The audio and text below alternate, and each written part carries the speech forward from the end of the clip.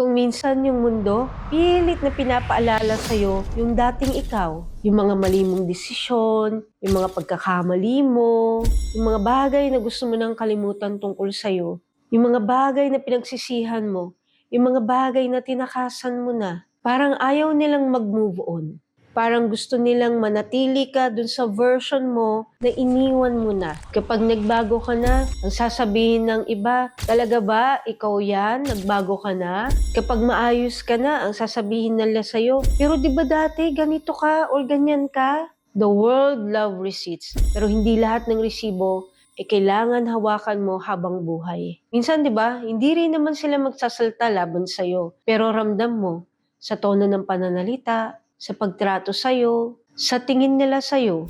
At ang pinakamabigat, kapag ikaw mismo ang magsasabi sa sarili mo na, eto yata talaga ako.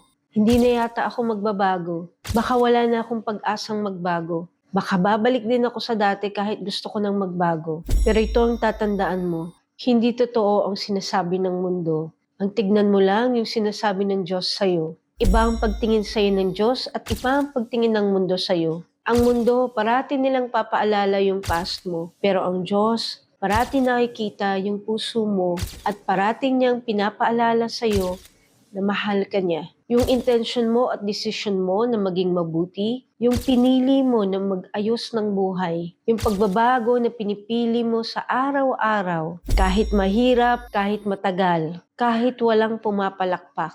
God sees the work you do in secret. Hindi naman lahat ng transformation ay dramatic. Minsan, tahimik lang. Progress doesn't need witnesses to be real. So don't be discouraged by how the world judges you.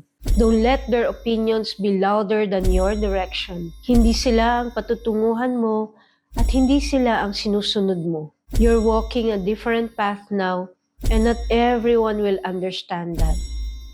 And that's okay. Continue walking the right path kahit walang naniniwala sa'yo. Kahit may bumabalik na boses mula sa nakaraan, focus on your growth and the purpose that God has given you.